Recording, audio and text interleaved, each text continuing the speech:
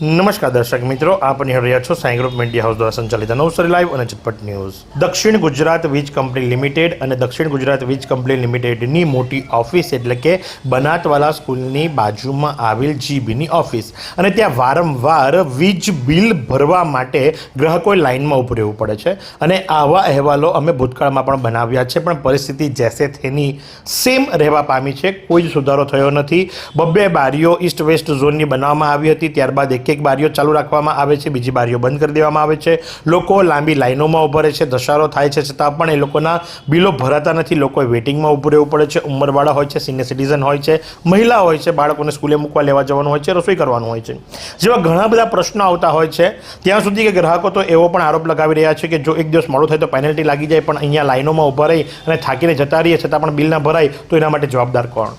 આ સમગ્ર પ્રકરણની અંદર શું આપ વીતી થઈ છે આ ગ્રાહકની સાથે, તમે એના અવાજમાં જ સાંભળો. અમે આઈ થિંક 2-2.5 કલાકથી હું ઊભો છું. મારા આગળના બીજા બી બેન હતા, તે તો બિચારા જતા રહ્યા જમવાનું બનાવીને એમ કરીને.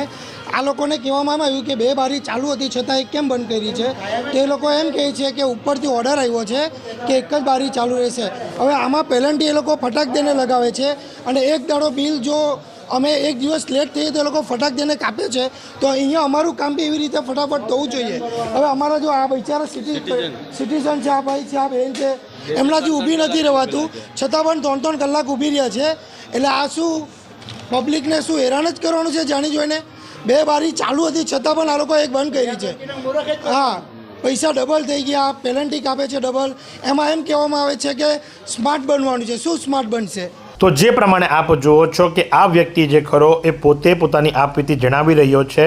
2 બારીઓ હતી છતાં એક બારી કરી દેવામાં આવી, અને ત્યાર પછીથી અધિકારીઓને પૂછતા એક ફરફરિયું પકડાવી દેવામાં આવ્યું, અને ફરફરિયાની અંદર આપવામાં આવ્યું કે માનવંતા ગ્રાહકોને વીજળીનું બિલ ભરવા માટે લાઇનમાં શું કામ ઊભું રહેવું, સ્માર્ટ બનો, ઓનલાઈન પેમેન્ટ કરો. પણ એમને કોણ જણાવશે કે ઓનલાઈન પેમેન્ટ કરવા માટે સ્માર્ટફોનની જરૂર હોય છે? સામાન્ય આમ જનતા, ગરીબ જનતા બેંક એકાઉન્ટ કરાવવું, એને પાછું તમારે ઓનલાઈન કરાવવું, તમે ઓનલાઈન ટ્રાન્ઝેક્શન અને એ બધું કરાવો, અને એ અભણ પ્રજાને, ભોળી પ્રજાને જો છેતરપિંડી થઈ તો એના માટે જવાબદાર કોણ? એમણે તો જણાવી દીધું કે ભાઈ ઓનલાઈન પેમેન્ટ પદ્ધતિના વિકલ્પો તમારી પાસે છે. ઈ વોલેટ એટલે કે Paytm, PhonePe, Google Pay etcetera, net banking, ડીજીવીસીએલની વેબસાઇટ, બેંકોની website, Bank of Baroda, ICICI, HDFC બેંકના એટીએમ દ્વારા રજિસ્ટ્રેશન, એનઈએફટી દ્વારા, અને આવા બધા વિકલ્પો આપ્યા. પણ આના માટે એ લોકો કઈ રીતે કરી શકે એમને શીખવશે કોણ? અને એકાઉન્ટમાં એટલા પૈસા મેન્ટેન કરવા માટે એમને પ્રેરિત કરશે કોણ?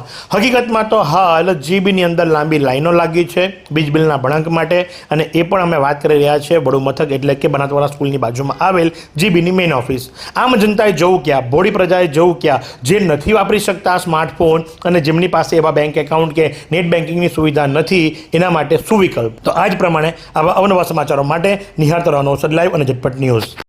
શું તમે શરીરના સાંધાના દુખાવાથી પીડાઈ રહ્યા છો, કે પછી તમે કોઈ સ્પોર્ટ્સ ઇન્જરીથી પીડાઈ રહ્યા છો? લકવાની બીમારી બાદની પીડા સહન કરી રહ્યા છો?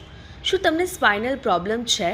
તો આ તમામ દુખાવાને હવે બાય બાય કરી દો, કારણ કે માસ્ટર ડિગ્રી ધરાવતા ખૂબ જ અનુભવી ફિઝિયોથેરાપિસ્ટ ડૉક્ટર અમિત પટેલ પાસે તમે આ તમામ સમસ્યાઓનું સચોટ નિદાન કરાવી ફરીથી નોર્મલ જિંદગી જીવી શકો છો.